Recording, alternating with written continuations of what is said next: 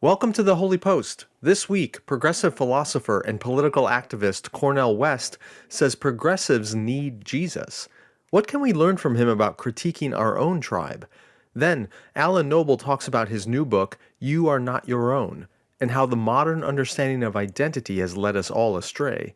Plus, Phil has a new batch of animal news. Here is episode 474. Hey there, welcome back to the podcast. This is the Holy Post Podcast. I'm Phil Vischer. We are here today with Sky Jitani. Hi, Sky. Hi, Phil. And Caitlin Chess. Hi, Caitlin. Hi, Phil. You're still at Duke? You're still there. I have not yet quit. So Or been ejected. Kicked out. Yeah. Neither has happened yet. That's fantastic. Congratulations. Thank That's you. 2 weeks? 2 weeks now? Yeah, 2 full weeks. How long before you Awesome. get some award? No. You have ruined the internet for me because of the constant mentioning of this award. And your tiny diploma. Show us your tiny diploma. Where is it? You have it around, don't you? I did get a little tiny frame, but I haven't put it up yet. And you need to put it in a dollhouse so that you need a little room, a diorama that's scaled to the diploma. Gosh, do you want me to have any friends? Yes, us. And only us. We're your friends. You don't need any other friends. Caitlin, silly. Okay, it's time for the theme song. What's the news that you like the most? Who's your favorite podcast host? If it's breakfast, get your toast. It's Sky and Phil and the Holy Post. Sky and Phil and the Holy Post. And sometimes Caitlin. Okay, we got to talk about some animals, and we have to talk about the state of the world.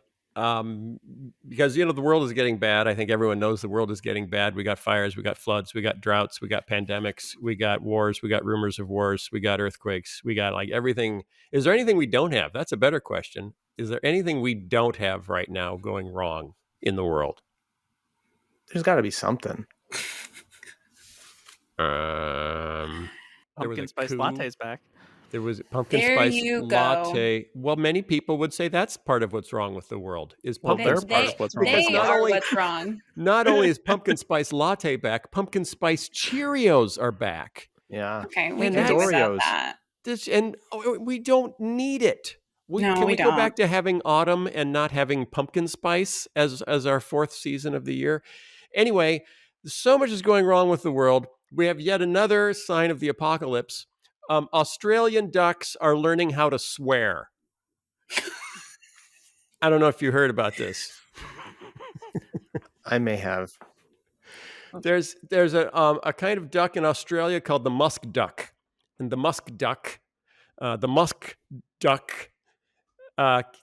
can do some vocal mimicry.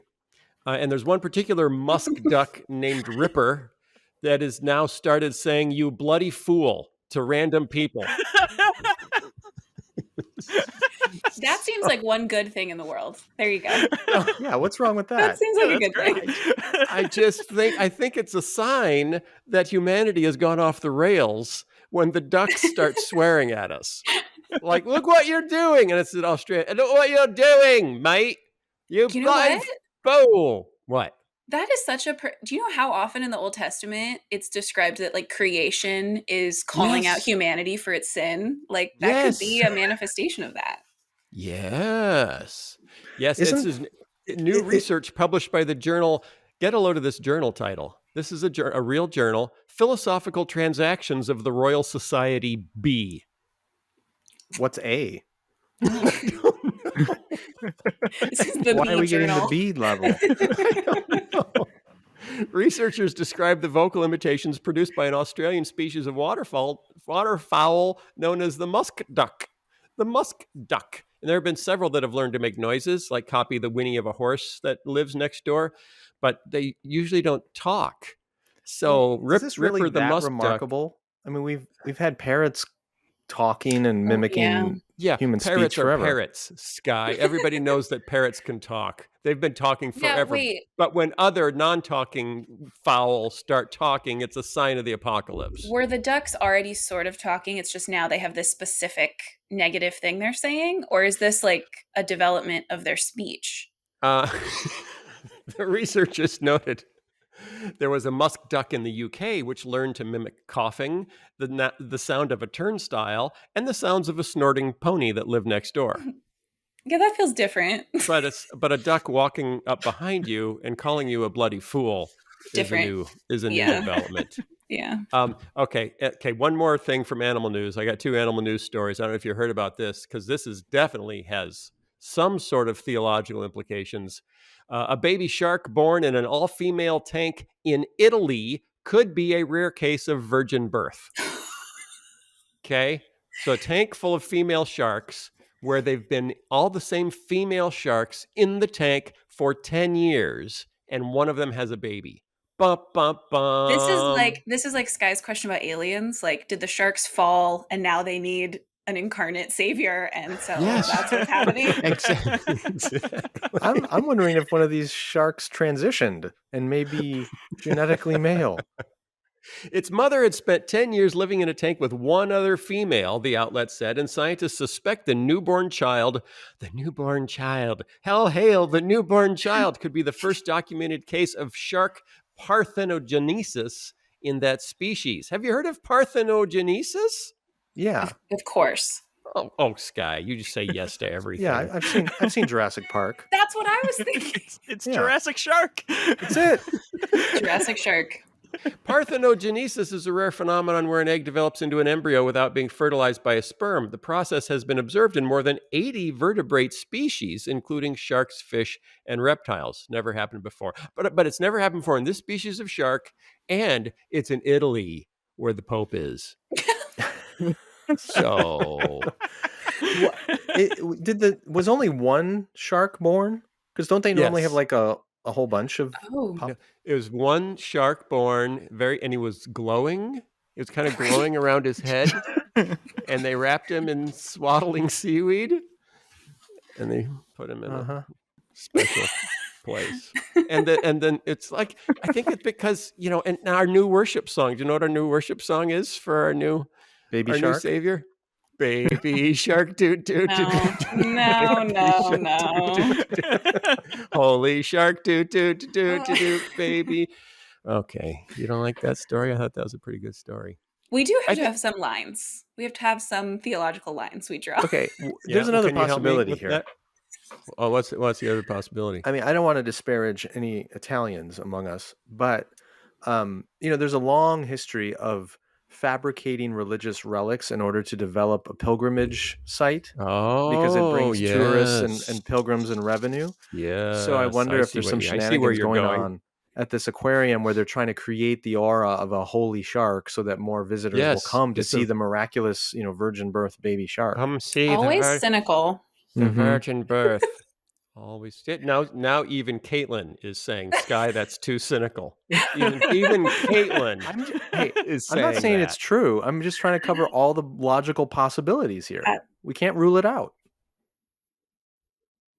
Do they monitor them all the time? I mean, like, the sharks or his cynicism? No.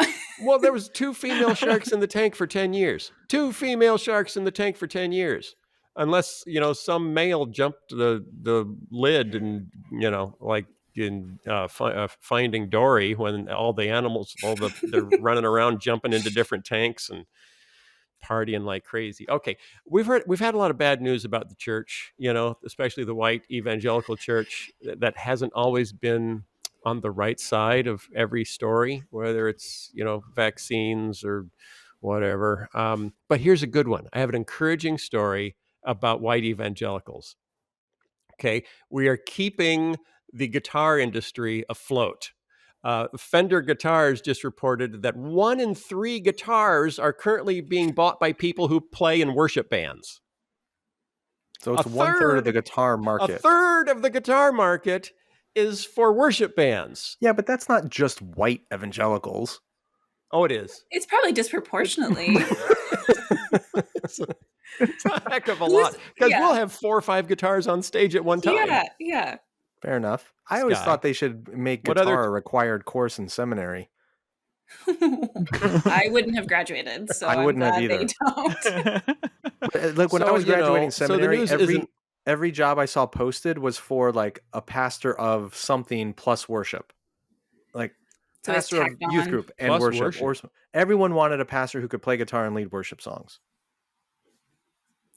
Yeah. How far did you get with your lessons? Not far. Don't you think Sky would make a great worship leader? Why? Oh.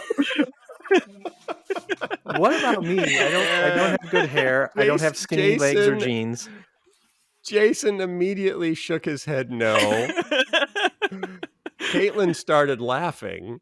Well, I think the cynicism, the aforementioned cynicism, is a little rough to reconcile with the worship leading. Because worship leading requires eternal optimism and yes, and enthusiasm. Evangelical worship leading does. Unbridled, open-armed enthusiasm. Right. Yeah. Is what we need. That's not Sky. Not me. Okay.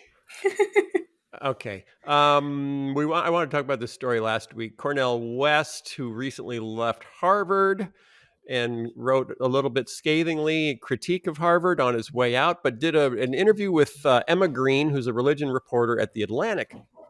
And the title of it is Cornel West on Why the Left Needs Jesus. And I thought this was worth discussing because it presents a different perspective on Christianity in America. Emma Green says, West takes issue with those on the left who believe that white people are hopeless or that people who violate progressive orthodoxy should be canceled. He says, white brothers and sisters, they're capable of transformation. Salvation is not in our hands anyway. And then she goes on to ask him some pretty interesting questions about the Democratic Party and politics in America. Green says, the Democratic Party has become less grounded in theological conviction. What explains that, in your view, the left moving away from faith?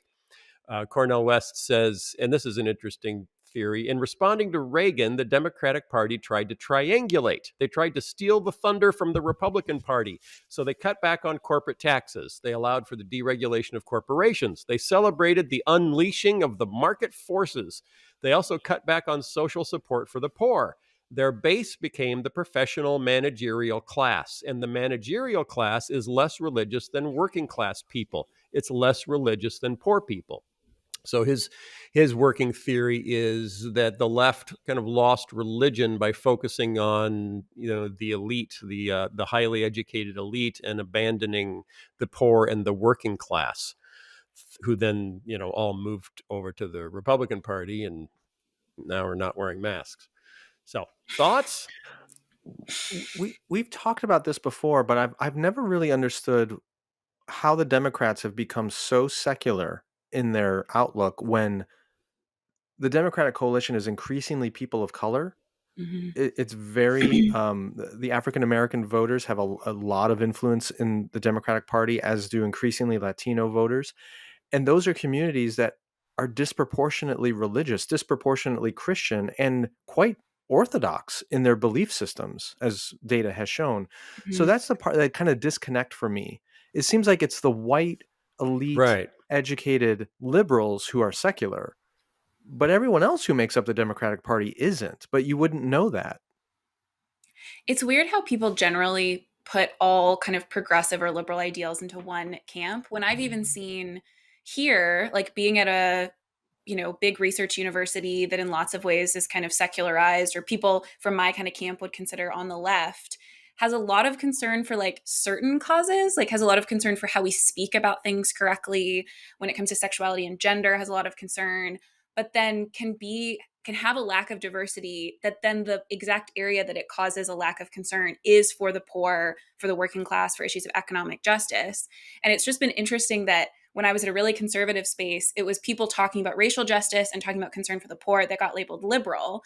Whereas I can be in a place that they would consider quite liberal and still see a real lack of concern for those things, because the thing that defines liberal here tends to be correct language about things and tends to be issues of sexuality and gender, but has its own lack. I mean, it's a very still white institution that still predominantly cares about those kinds of things over concern for the poor.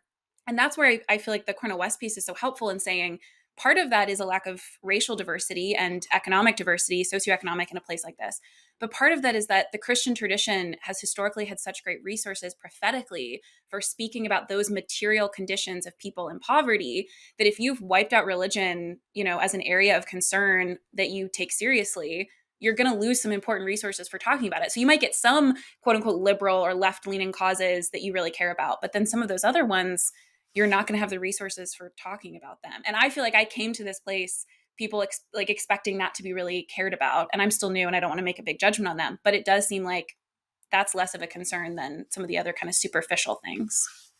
Yeah. Emma Green says, and this is an interesting point that she makes. It says, it seems to me that on the left, especially among many white people, there's this secular Calvinist moment happening, a dawning realization that we're stained with sin before we're born and we have no power to change our sinfulness.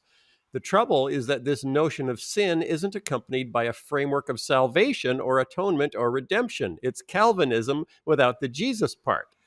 And then Cornel West says, he says, there's a mediating stage of conversion and transformation. He says, I'm with Augustine here that we're forever in an endless battle of trying to become better Christians. Even as we convert, sin is still persisting. But we are making progress because the grace available to us is a gift that empowers us to try to make better choices. If somebody says, you can't love white folks these days, then how are you going to love Arabs? How are you going to love Palestinians? Anytime people tell you not to love others, don't love gays, don't love lesbians, so forth, that's precisely for Christians a sign of the need to embrace. So West is rebelling against, this kind of secular Calvinism that says, that white people or whoever is in the dominant class in a society is hopelessly stained with sin and irredeemable. And he's pushing back on that, saying that's not the gospel. That's not. So it's interesting because there's a lot of pushback on that idea from the right. This is pushback from a committed Christian on the left, saying this is not. We need more Christianity in our secular Calvinism. I think what he's alluding to there is, again, something we've talked about frequently on the show, is the rise of fundamentalism on the left as well as on the right. And what they have in common is a fundamentalist outlook or community tries to narrowly define who's worthy of your love and respect and exclude all kinds of people as unworthy of your love and respect. And if that's the posture your community is taking, it is fundamentally aligned against Christ. Because if we are truly a community centered on Christ, the people whom we love and respect and see as dignified, as made in the image of God, should be ever expanding rather than contracting. So on the left, they say, well, white conservatives are beyond the bounds of respectability and respect and dignity. And on the extreme right of fundamentalism is, well, anybody who's a liberal or woke or gay or whatever the category might be they don't like, they're not worthy of our respect. They're enemies to be feared. And they're both anti-Christ. They're both anti-Christian kinds of communities, regardless of what they call themselves.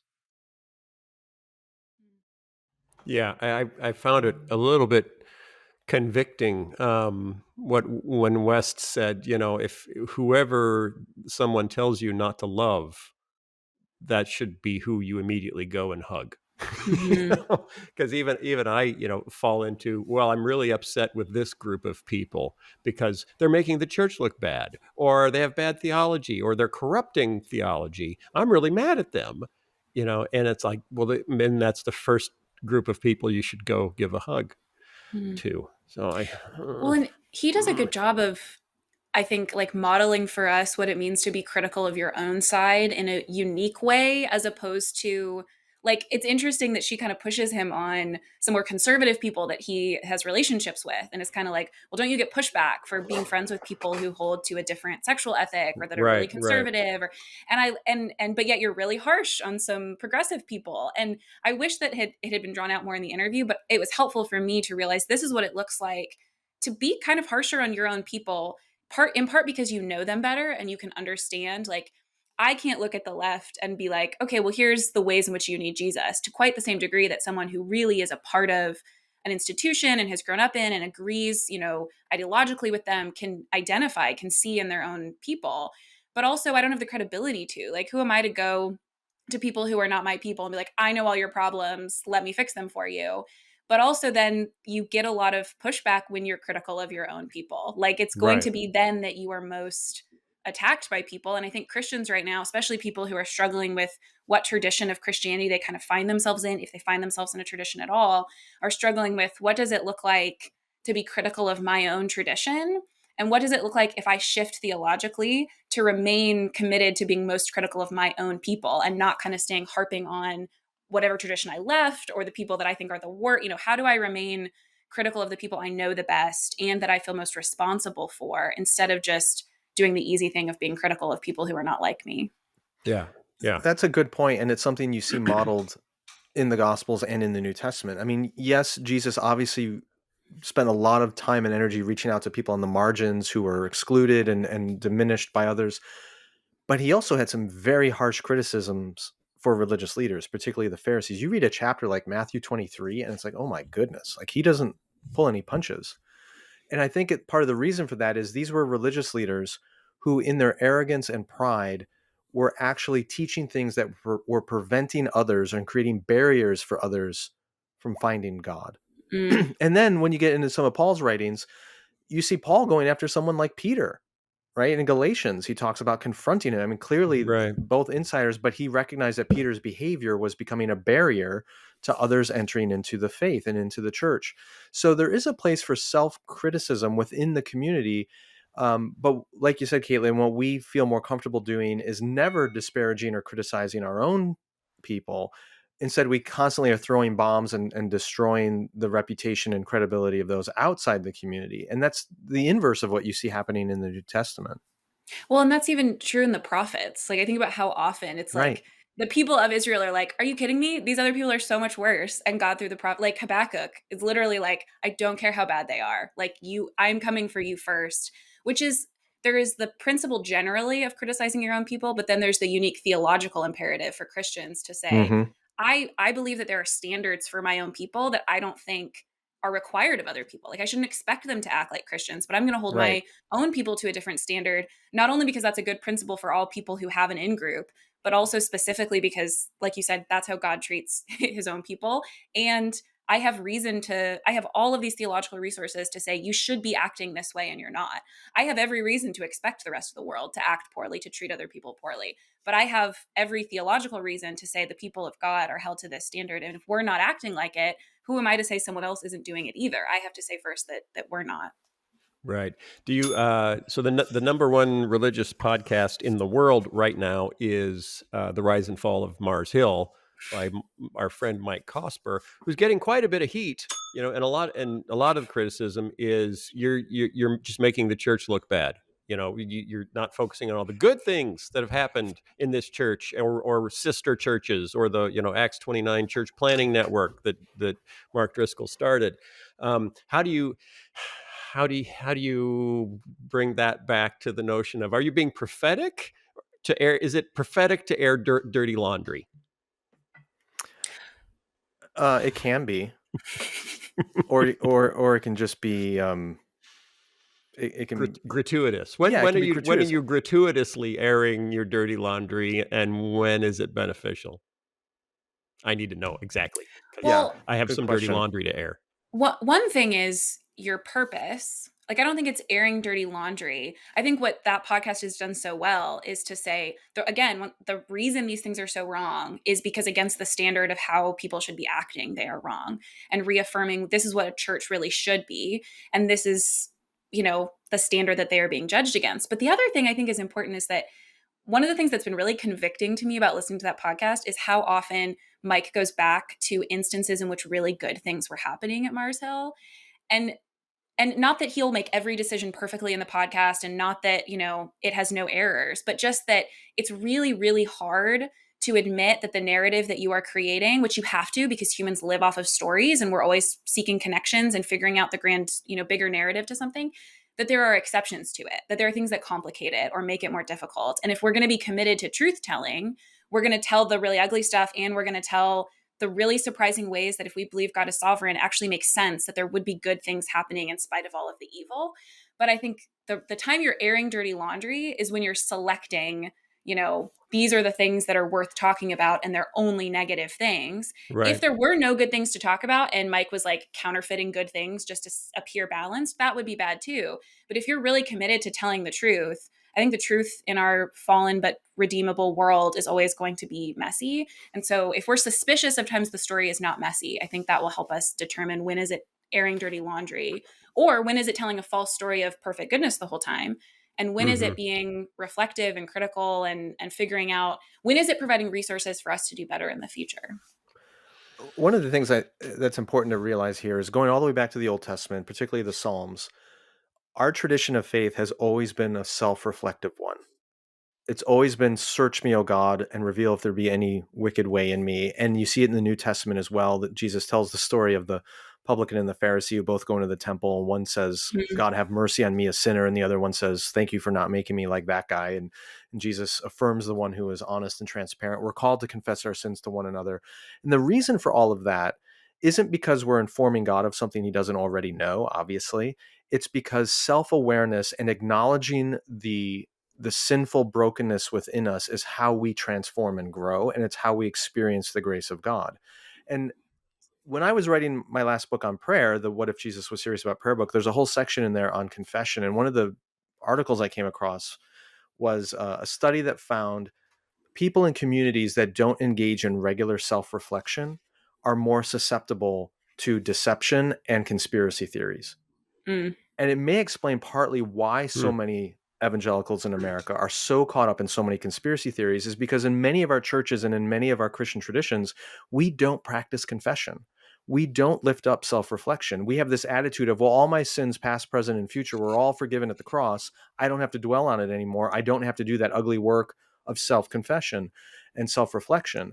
And I think what the Mars Hill podcast does in a way is and the reason I think some people are reacting negatively to it is Mike is leading us in a sense in an act of corporate self-discovery and confession, because a lot of what he's talking about at Mars Hill is by no means unique to Mars Hill. It's kind of an extreme version, but a lot of the errors there are pandemic in the American church, and we don't want to look at it because we are so uncomfortable with it. And yet that's what we need to grow. It's what we need to be less self-deceived. Sky Jitani, can I call you Sky Jitani? Say there's something that you're guilty of that is also kind of pandemic, across the church. How would you feel if someone singles you out as the example to show what's wrong with the church writ large? If what I've done wrong or what I'm doing wrong is something which has been displayed broadly, for example, if I continually teach or say something blatantly wrong on this podcast, I think it's quite appropriate for somebody on a platform just as large to say, hey, Sky keeps doing this. It's wrong and bad. It's something that we see in a lot of other places in the church, and we need to learn from his bad example. If it's something private that is between me and someone else, or in a relationship or in my family, I wouldn't want that aired broadly and publicly. I'd want that aired in the same context in which it was done. So there's a degree of, the scope of confession should be reflected by the nature of the sin itself. And what a lot of the Mars Hill story is saying is, it was an incredibly influential and public ministry over the 15 or 20 years of its lifespan. And now we're kind of doing a postmortem that is also very public. And in that regard, I think it's appropriate. And nobody is sharing their story on that podcast against their will. They are choosing to do it. And I know there are people who are deeply involved in that church who don't want to share their story publicly, and they're not on that podcast. So I think that has to be factored in here as well. Mike's not doing secret sting operations to get people to confess things and tell their story against their will. That's not how it's working. Right.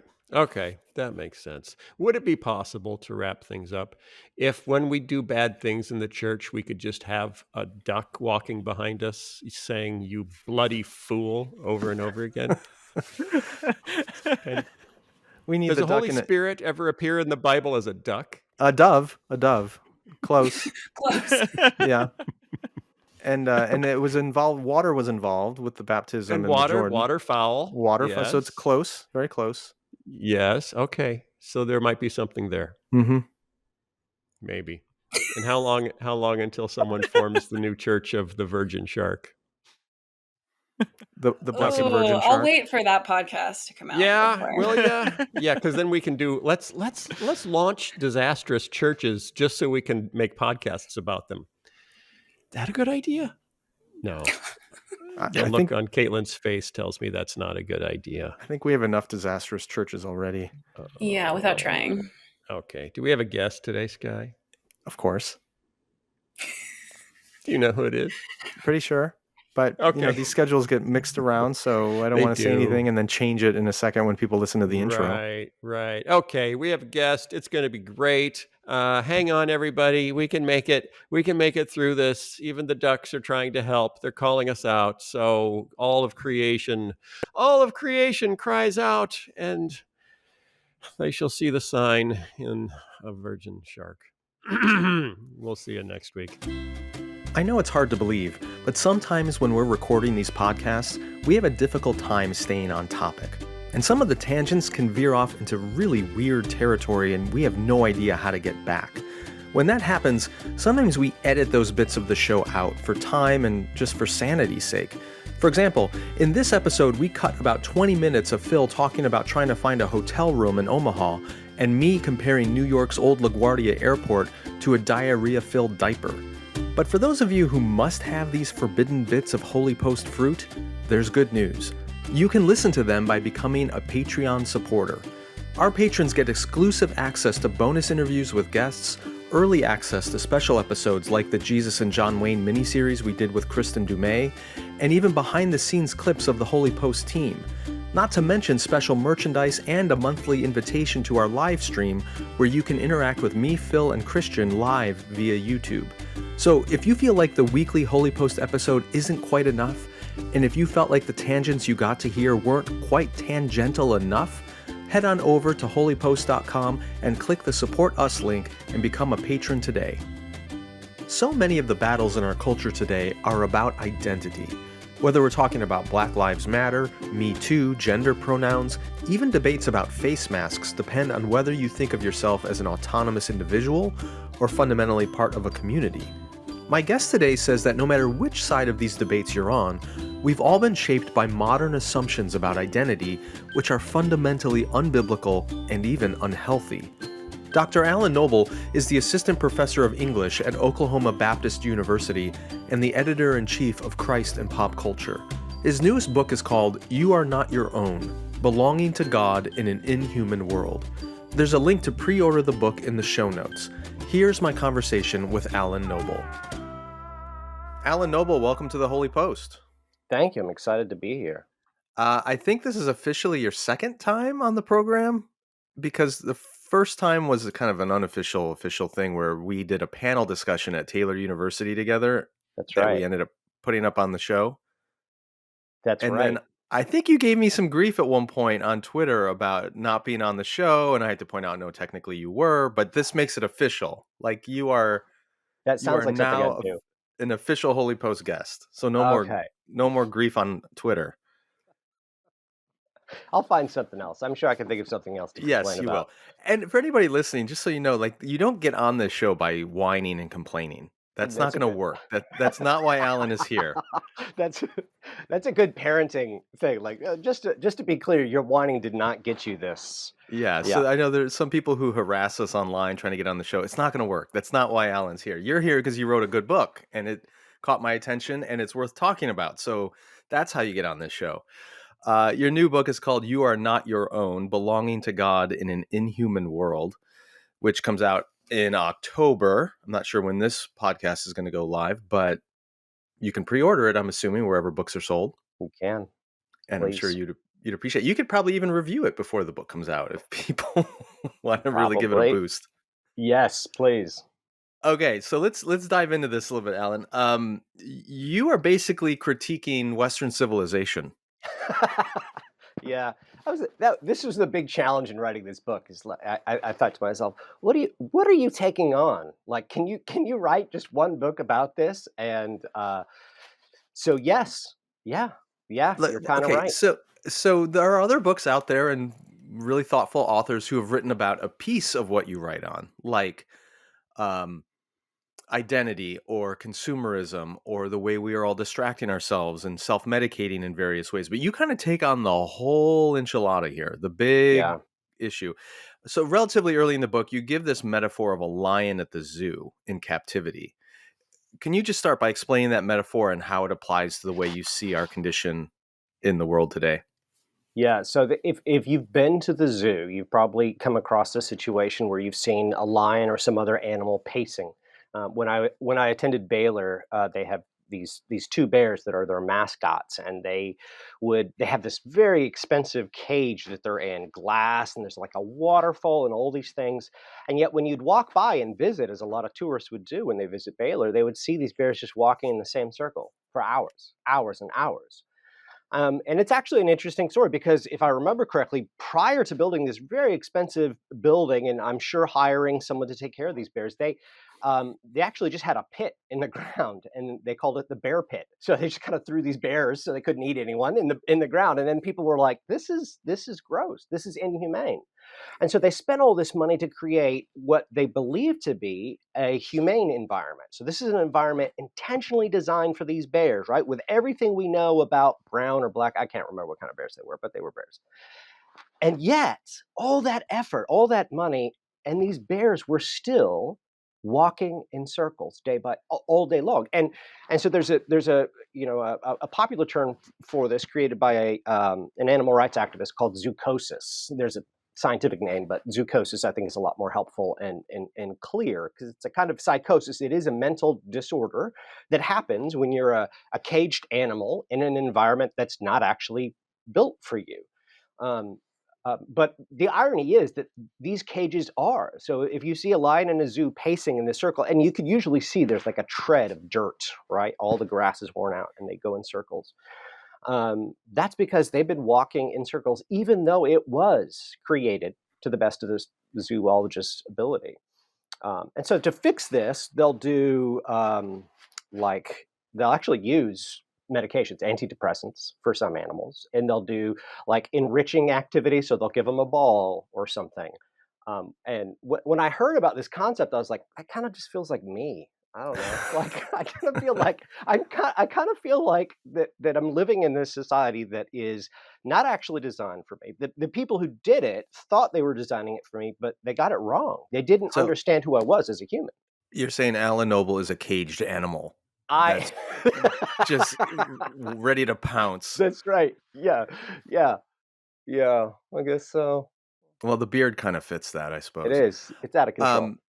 Okay, so the metaphor being that modern Western societies have been designed with some intentionality to seek human flourishing and our well-being, but all the evidence suggests it's not working, that we are in some kind of psychosis, basically, because the constrictors put on us by modern civilization just don't fit the way we're designed. So, I mean, we could spend all day unpacking those various maladies, but can you just highlight a few of them to give the audience a sense of what you're pointing at here?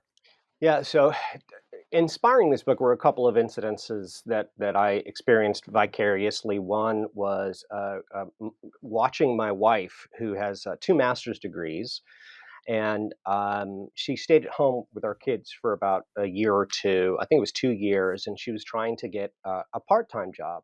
And it was fascinating to me that our society was constructed so that someone who is highly educated could not work part-time. Like she either had to get a full-time job or nothing. And the sort of dehumanizing aspect of this was whenever she met other adults, whenever we'd go out or something, somebody would ask her, "So what do you do?" And if she said, "Well, I stay at home with the kids," they might support that. They might say, "Oh, that's really great." But then they'd say, "What's your husband do?" Right. And so there's this sense built in, even to people who are Christian, who have big families themselves, but it was just sort of inside of them, this idea that if you don't have a career, you're not actually doing anything. Like your life is on pause. Right. It's not meaningful. It's not significant. And I saw how that aided her, even though my wife knew, this is nonsense. This is not true, but it still affects us. Another example, I think, is just watching my students. I teach at Oklahoma Baptist University, watching my students who have been raised in the church. And as they're about to graduate, they're seniors, and they have this tremendous existential weight on their shoulders because they feel like if I don't pick the right career, if I don't marry the right person, if I don't do these right things, my life is meaningless. And so this eats at them, and they hear it from everyone. So those are 2 off the top of my head. Yeah, and the central kind of thread of the book, and that's where you get the title from, "You Are Not Your Own," is the modern idea that we are autonomous creatures that self-define. We are the ones who create our own identity. We therefore are responsible for creating our own purpose. We are responsible for creating our own sense of meaning and satisfaction. And that then manifests itself in 100 different ways in the culture. Okay, early on in the book, you kind of throw this bomb. I mean, this is what one of the things I appreciate about this book is, number one, you don't pull any punches, but you punch pretty early. Like you don't build rapport with the reader and then go, oh, now here's a hard thing. You just kind of come out swinging. I'm excited to know what you're gonna. Okay, What this is is it gonna be? page 3. All Page right, 3. page 3. This I'm gonna is turn to this myself. yeah, okay. Top of page 3. You say, quote, "In fact, if everyone in America started attending church, I doubt that any of the major issues facing our society would be resolved." Holy cow. Okay, that's I like did say that. right off the bat, you're saying church is not the solution. Let me continue. Quote, "We'd probably find ourselves just as unwell and just as burned out. The only real difference is that we'd have an evangelical spin to our counseling and our programs of self-improvement. For you see, Christians in America are carriers of contemporary disease too." Right. All right. Yeah. Okay, so let's go there. I mean, you've talked a little bit about what's going on in our captivity to Western civilization and culture and ideas. How is the church captivated by this same malady? Yeah, so the two examples that I gave earlier, both of those scenarios, my wife Christian talking to other Christians, my students raised in the church their entire lives, they should be people who know that their being, the goodness of their being is in their position before God. That's what they should know. But that's not their lived experience. They have been taught by people inside the church and outside the church almost universally that what defines them as beings is what they make of their life. Their life is a project, and they're the only one that can work on this project, the only one that can perfect it, and they have to get it right. And so my fear is that, we already see examples of this. We already see Christian ministries and pastors and things training people to work harder, to perfect yourself, to optimize yourself, to progress, all these things. And the assumption underneath all of it being, well, if you just do more, if you just work a bit harder, then your life will be valid, then it'll be worthwhile. But otherwise, it's kind of a waste. So yeah, there are deeper things that we have to get to. Okay, and we're going to get to some of those deeper things in a little bit, but let me start out by asking. This is like the first half of your book basically is all diagnosing the way contemporary culture does this to us. You're sort of defining the captivity, the zoo enclosure that we are in, and how it's malformative. Yeah. The assumption though is if that's the way you define the malady, that the modern autonomous self with all of its responsibilities is the problem, then the assumption that you could make before you get to the second half of the book is the solution is to retreat back into a pre-modern culture.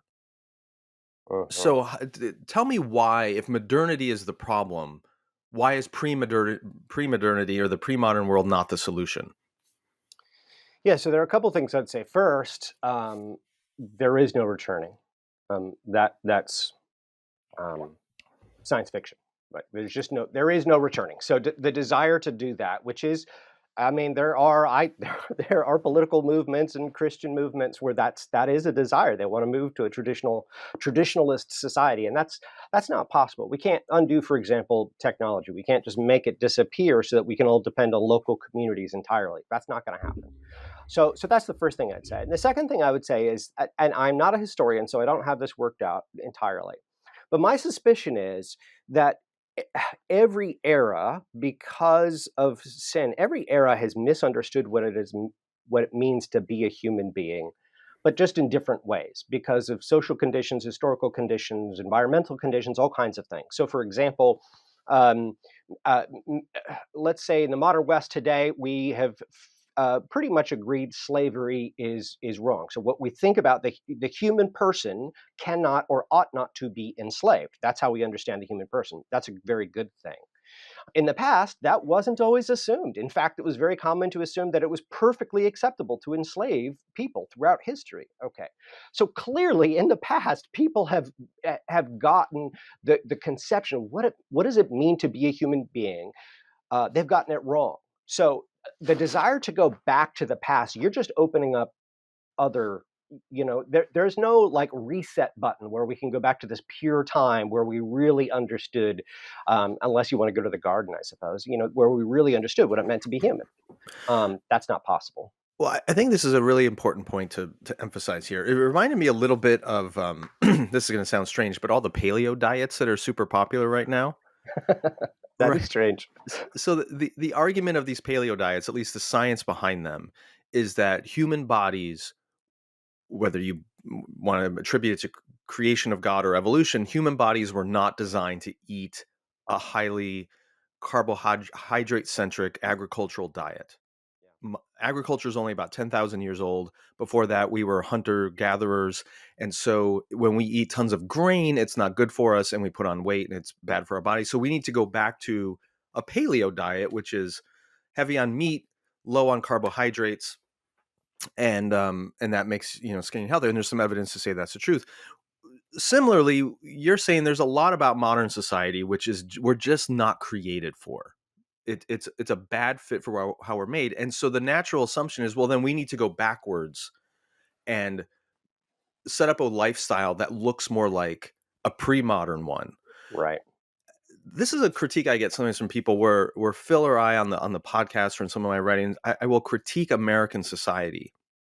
And people get very defensive because they're like, what, you want us to be more European or do you want us to be more Asian or do you want, it's like, no, I'm simply pointing out that the American culture, here's where it conforms and fails to conform to what scripture teaches. And if I were in China, there would be things about Chinese culture that you'd critique as being good or bad. And I assume you're doing the same thing. You're just using the modern context to say, here's what it is about modernity that's problematic. But going back to a pre-modern setting isn't utopia. It just means there's a different set of obstacles that you're up against. Yeah, and it could be, and so one of the questions that people ask is, well, do you think on the whole, if we were to set up some scale, that modernity is worse than the ancient world? And my Right. response is that scale cannot exist. Like you cannot create. So like, how do you weigh like the environmental damage we're doing against an existence with no child labor laws? Like they're both very serious things, but they're also very different. It's not. It doesn't even make any sense. So what I say is we need to just look at the time we're in. And you're exactly right. I get this criticism too sometimes when I criticize capitalism, and the implication is like, oh well, you're socialist. I'm like, no, we have to be able to say there's problems with this without immediately jumping to the conclusion that we want this thing way over here, like because otherwise we can't improve this thing that we have. So that's very frustrating. Yeah, one of the questions I hear all the time from people, because I'll be critical of a church structural system. They're like, okay, so what are you advocating? Like, what's the right church structure? I'm like, I don't know if there is a right church structure. They all have their problems. They all have their strengths. I'm just pointing out in this particular case, here are the weaknesses that we need to be aware of. But I'm not advocating that there's a silver bullet solution to it. All right, let's talk about identity for a second. Describe the way the modern world thinks about identity and how identity is defined, and the role the individual plays in that in comparison to how pre-modern societies thought about the construction or origin of identity. Yeah. So for the contemporary person, identity is fluid. It's never static. You never have a sense that you know who you are. For most of us, the experience we have is that our life is one big journey or quest to figure out who we are. And that's the goal of the quest. You arrive at this point where you discover who you are. And so you'll see a lot of self-help programs, a lot of counseling, a lot of these sorts of things. Their focus is on living the more authentic you, and the assumption is that you have a you. Now, the idea of identity in the modern world is not coherent. So sometimes the answer is, well, you have to look inside yourself and you'll discover who the real you is. Other times we talk about it in terms of creation, pure creation. So decide whatever you want to be and then create that. And because our bodies are more plastic than ever before, because where we live, how we eat, all these things are more pliable, plastic than before, you can craft an identity, become a personality, a brand even, in ways that you couldn't historically. The example I like to give is the example of Dante in the medieval world, because in the Divine Comedy, he wakes up one day and he's lost in the woods, and that resonates with a lot of modern readers because they feel like this is a midlife crisis. He is, and it says he's midway through his life's journey. So it's like, okay, we have midlife crises. He's having one, so this is the same thing. What's interesting is that for Dante, he doesn't. He knows exactly who he is. Who he is never up for debate. The problem he has is that he doesn't know who he ought to be. So like, what does it mean to know God and to follow God? So his is a spiritual crisis, whereas in the contemporary world, the most basic crisis we have is the identity crisis. We all have perpetual identity crises. Is this really who I am? Is this how I ought to be? Now you have this feeling of perpetual anxiety and inadequacy because you're never really sure if this is who you are, and so you have to work harder and harder to patch together some brand or some image or some conception of yourself that satisfies you, but also other people. One more thing, one more aspect of this that just makes it impossible is that identity inherently requires a witness. So I can't have an identity and then say, well, you know what, this is who I am. It doesn't matter what the world says. I know who I am. Actually, it does. Like you have to have someone outside of you who can witness that identity. So that inherently creates this problem because if you want, on the one hand, to say that we are totally autonomous and we create our own identity, but then you have to depend on other people for it. This is, I think, in part where we get this awkward contemporary problem where people are demanding affirmation of their identities because you're actually saying your existence is valid. Yeah, this is exactly the paradox that I wanted to get to in this conversation on identity. On the one hand, modern society says identity is completely constructed by the individual. You choose who you are and who you want to be. On the other hand, society says that in order for your identity to have any value or significance, you need everyone else around you to affirm that identity external to yourself. So we're caught in this impossible cycle of I define who I am, but then I need you to affirm who I am to validate who I just said I am. It's The way you put it in the exhausting. book is no one has the right to define me, but in order to have an identity, I need them to see and affirm me. So we're in this crazy moment where people are posting their preferred pronouns on social media. And if you don't use the pronoun they want, you are somehow committing violence against their identity. Yet at the same time, we're saying, I'm not defining you, you define you. So how do you break that cycle? It seems, I mean, talk about psychosis. It feels ridiculous that I'm in charge of my own identity, but if you don't affirm who I say I am, then I get to lash out at you.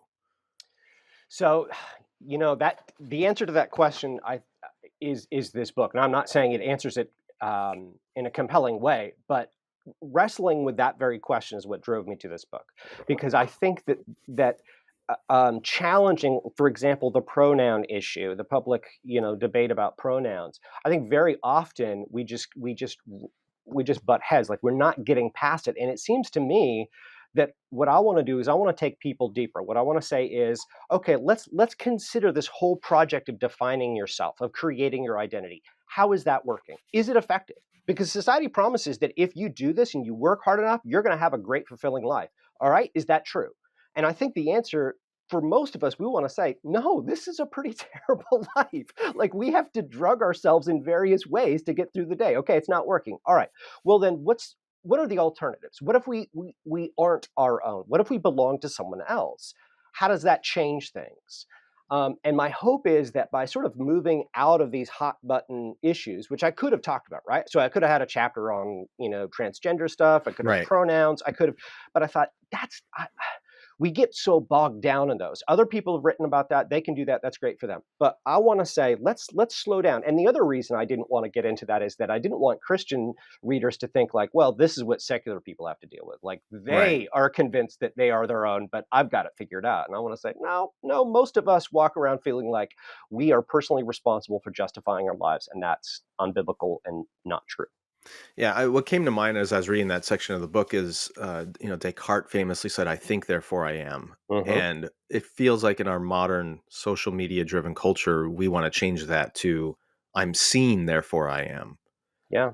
So, okay, but part of the reason, and you admit this later in the book, part of the reason we've gotten to this place in modernity of the autonomous self constructing identity is because prior to that model, when identity was an externally constructed thing that was given to us, so many of those authority figures, whether government or the church or society, were so abusive, and they end up utilizing people and destroying them. So increasingly over the centuries, we've moved toward this model of you yourself are the only one who can be trusted to define your own identity. And part of me, especially as an American, and I think back to American history, part of me really appreciates that. Yeah, That we aren't just saying, yeah, the king defines who we are or the church right. defines who we are. There is this autonomous self. But you want to argue, and halfway through the book, you finally get there, you use the Heidelberg Catechism to talk about what is the Christian understanding of identity. And this is where the title comes from, You Are Not Your Own. Explain how that Christian vision of identity is a lifeline that saves us from both the pre-modern and modern, the pre-modern abuses of external identity and the modern abuses of internal identity. Right. So the idea is the Heidelberg Catechism, first question and answer: what is your only comfort in life and death? And I just love this question because it begins in a place that I resonate with it. It's like an existential dread. Like it assumes that you're feeling great discomfort both in your life and in the fear of death. So I just love that. The answer that the Catechism gives, pulling from the scriptures, is that we are not our own, but we belong body and soul, life and death to Jesus Christ. And so I'm looking at, okay, well, practically, what does that mean? And it is a lifeline, but it is a lifeline that comes with responsibilities and burdens. Um, the difference is that the responsibilities and burdens that we feel when we believe that we are our own are unbearable. Like we can never live up to them. So, for example, with identity, you can never get enough people to affirm your identity. So you'll be constantly projecting on social media, waiting to get that buzz, waiting to feel like you know who you are and other people know who you are. Whereas if we belong to God, for example, then that means that there is a witness, because we still need a witness. That Mm-hmm. dynamic about identity, it's still true. That's not a modernity thing. That's just a reality thing. You do need a witness, but we have a witness, and that witness is God, and we always stand before God. So that means no matter what I think about myself, no matter what anyone else thinks about me, there is one being who is good, who knows me entirely and can recognize my identity, and he knows me thoroughly, and he loves me. And so that changes the dynamic, because now all of a sudden I might experience my identity as fluid. I might think like, who am I? Am I really into this kind of music? Do I really have this kind of job? Is this how I want to look? But we can recognize that's just modern contraptions. The reality is I might experience my life as fluid, but the reality is I'm objectively standing before God. So that's a good thing, but it does come with responsibilities, because now all of a sudden I don't get to, let's say, decide, well, this church is asking me to do too much. I have too many people who are moving and need my help to move, which is awful. Moving is just the word. So I'm no longer going to choose this, right? We have to, or family, right? I mean, tragically, I've just seen this in the life of far too many friends recently, where they've gotten to a place where they feel like their identity is not being affirmed in their marriage, and so they need to leave to go be with this other person and abandon children. And in my mind, I'm thinking, okay, well, part of this is stemming from a modern conception of what it means to be a person. And you know what? If we are our own, then you kind of do need to just follow your heart, because it's only up to you. Your wife and kids are not going to make your life meaningful. Only you can do that. That's Okay, awful. so I mean, you're touching on something that's really important here, and that is the modern conception of self and freedom. Frankly, is that there are no limits. You define yourself however you want to define yourself, and anybody who puts constraints or limitations on you is doing some kind of violence or injustice against you. But the moment you argue that you are not your own, the title of your book again, Mhm. and belong to anyone or anything else, whether that is a society or a family or a spouse or a god, you are accepting limitations. Now, many people would just instinctively react against that and go, that's inherently wrong and bad to be limited. Um, Make a case for why the limitations that we experience as Christians are good. Yeah, I do think you're absolutely right. This is one of the big challenges of this book. I realize that even just from the title, I'm arguing for something that sounds just deeply. For some people, they'll react. it'll feel wrong for some people. I think there's a fear driven that's stemming from real abuse, because as you mentioned Yeah. earlier, right? I mean, pastors abuse people, politicians abuse people, family members abuse people, and when you learn that, you recognize, what, this idea of belonging to someone else, that's what abusers use. That's what language that abusers use, Yeah. I and mean, you could have titled it's this true, book, Become a Slave. right? Well, And that would have been great. yeah, that would have been much better. Become a slave. And, 99.9% of people who see a cover that says become a slave are going to go, what the heck is wrong with this guy? You Yeah, are that's a great contradicting our, question. our core value as a society of personal autonomy and freedom. And yet that slave language is all over the New Testament. Paul considers himself a slave of the gospel, slave of Jesus Christ, all that. So, um, I mean, to put words in your mouth, what you're essentially saying, though, is we are all slaves of something anyway. It's Yes. the question is our slave master benevolent or a tyrant? That's the key. That's the key. So we already have limits, and the idea of being limitless, we're always constantly being confronted with it. So again, the issue of identity. You're trying to get that affirmation for people. You're never going to have enough because you only have a limited amount of time. So yeah, we always have limits, and limitlessness doesn't give us that freedom we want. In fact, it tends to make us feel inadequate and addicted and depressed. Okay, so that's not working. And so in the book, I try to make this argument that, all right, if you have this natural reaction to this idea of not belonging to yourself, let's consider how well this has been working, belonging to ourselves. And I think we have to say it's not so great. So just consider the alternative. And you got it exactly right. The difference is the benevolent master, right? Because God is the only being for whom he can desire our good without sacrificing his own good. And I think this is key. Anyone else. So if I'm a father, and I am a father, okay, not if I am a father, I have children. Kids, I am your dad. Um, whew, um, there will be times when even though I try to desire their good before myself, that's not going to happen. I'm going to get tired. I'm going to get cranky, and I'm going to put myself first. Now that's a very minor kind of abuse, but it's not me using my authority for their good. Well, God is someone, and that's because we can't actually desire someone else's good entirely all the time. There's going to be times where it breaks down and we put our own needs before our spouse or a neighbor or a family member or the church or whomever, right? A king does this too, a politician does this, but that's not true with God. God can actually desire our good completely while desiring his own good. Those things don't have to be in conflict. And that's what makes the difference. Yeah, I'm thinking back to numerous studies I've seen over the years of people who, toward the end of their life, their surveys about what they value the most or what made their life most meaningful. And invariably, it's the relationships that they're closest to, their spouse, their children, grandchildren, whatever it might be. It's, the old cliche, no one says on their deathbed, I wish I had worked more. Right? Right, right. Um, all that to say, the things that end up giving us the most joy in life are also the things that have limited our lives the most. Yes. When you commit your life to another person in marriage, you are severely limiting yourself. And yet those limits or boundaries define your life and its value. Same thing with children. Yep. I mean, I have a niece who's they're about to have their first baby, and my wife and I kind of laugh about it because we think back to when our first child was born 20 years ago almost.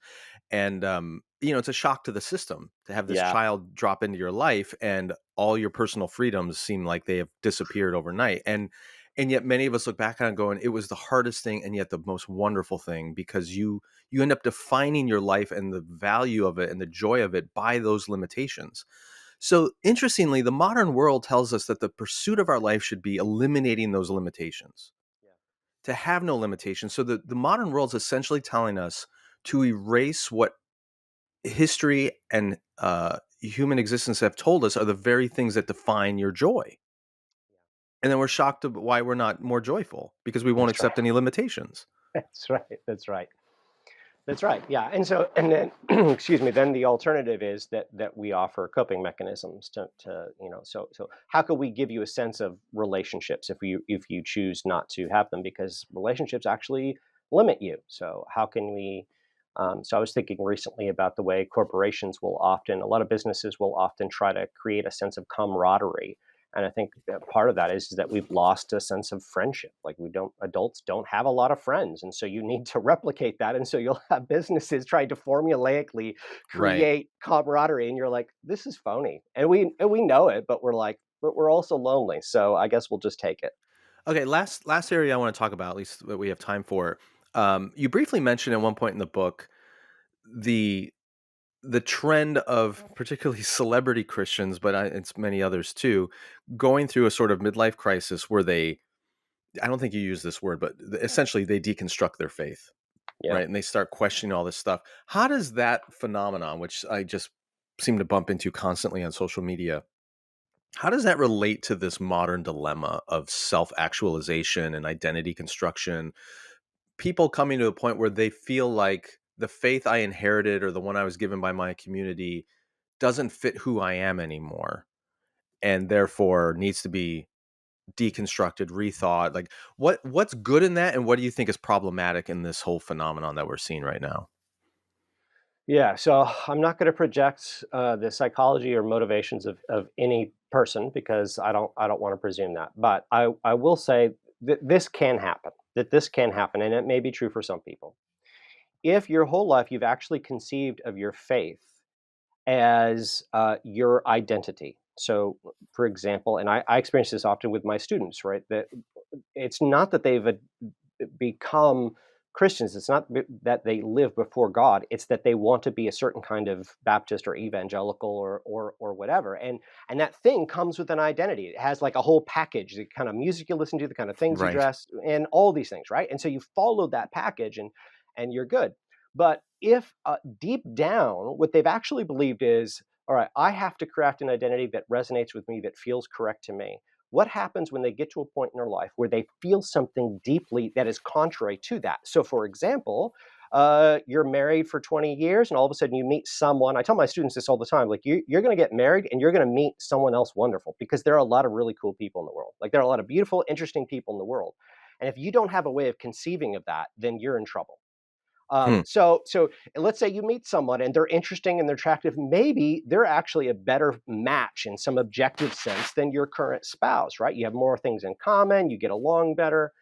You might find yourself thinking, gosh, I desire this deep. This feels at my core realer and truer than what I thought of when I thought of myself as a Christian. So maybe I need to unpack that. Maybe this was wrong and maybe this is the right thing.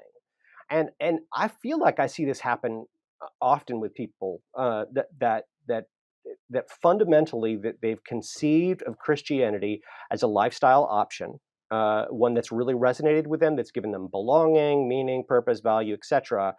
But it's still that in their mind, the fundamental thing that they're supposed to do with their life is live something that is fulfilling to them, right? To live their good life. And so then when something comes along that is contrary to that, they jettison it because they need a new way of conceiving of the world that allows them to have this whatever that they desire. Um, and so that's, you know, that's painful. I mean, in general, though, to ask the positives in the deconstruction movement. I hate the word deconstruction because I I just do keep too. thinking of Derrida, and I'm like, you're not deconstructing. Um, you're constructing, but I, to the extent to which that people are questioning and are sincerely looking for answers. The church gets things wrong. History of the church is filled with examples of this, and so questioning things and sincerely looking for answers I mean, that's part of the Reformation is doing that, right? So I don't think there's anything inherently wrong with that, but I do wonder when we tie it to identity, what that's really telling us about the way we conceive of faith. Okay, let me go back to the very beginning with the that punch on page 3 that if everyone in America started attending church, I doubt any of the major issues facing our society would be resolved. What in your mind does a church look like? Does a Christian community look like that is answering the question, what is our only hope in life and in death? What does that look like today? What if you were, Yeah. if you parachuted into the American culture and you needed to find a church community, what would you look for? Understanding that none of them are perfect, Hmm. but what would your radar be looking for that says this is a community that isn't captivated by the modern understanding of identity, but is really finding its hope in the fact that these people belong in Yeah, life and death to Christ? that's a great question. So I think the first thing that comes to mind is people dwelling together, abiding together, um, because I do think that as we live apart, so I'm not saying that people need to do life together, because that's a disgusting phrase. Like, I don't know why anyone ever says that. It just really bothers me. So don't do life together. Why does it bother you so much? I'm not gonna anyway. But dwelling together, abiding together, you know, throughout the week, spending time having a very close local community. I think that is one of the marks. And then also when that community is shot through with faith. In other words, I think it's very easy for us to live as consumer producer Americans, and then Christianity is sort of added on top of it. And so Sure. really our day-to-day experience is, how do I produce and how do I consume? And then we have Christianity sprinkled on top. But we have to be the kind of communities that are willing to ask, are these kinds of occupations actually against what it means to be human? Are they, for example, is certain occupations, I think, are designed to create envy and greed? Should Christians be involved in those? Those are the kinds of tough conversations that I think local churches should be able to have. They're not going to be popular. I mean, they're going to be uncomfortable. But the alternative is, we assume that all of this makes sense and is working when it's really not, and we know that. But I also think, okay, here's the other thing: grace. And I try to stress this in the book. It would be communities of grace, because part of the premise of my book is, there's, as you were saying earlier, there's no silver bullet. Like, there's no way we just, boom, it's all fixed, and now, Right. we can't flee and create these church communities that are free from all the anxieties and problems that we've created with a society that is inhuman. So part of my argument is that we need to have grace for each other. Like, we need to care each other. We need to recognize that, that experience with my wife, where she's getting pressure to feel like, if I don't have a career, I'm not a real meaningful person.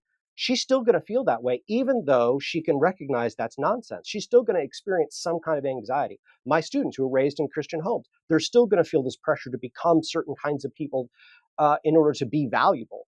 And so I need to have grace for them. I need to have grace for myself, accepting that this is a difficult life. We are pacing around in a cage, and that means we need to be kind to each other while we push back against it. If I can interpret what I hear you saying, when you read the Gospels or you read Paul's epistles, the thing that strikes me about a lot of what Jesus does and what Paul does is they point out the water that everyone is swimming in that no one else is pointing out, right? Jesus critiques a lot of assumptions that his Jewish audience, including the Pharisees and many others, had. And he's like, you've heard it said, but I say to you. Or, Yeah. you assume your neighbor is only the Jew, but what about the Samaritan?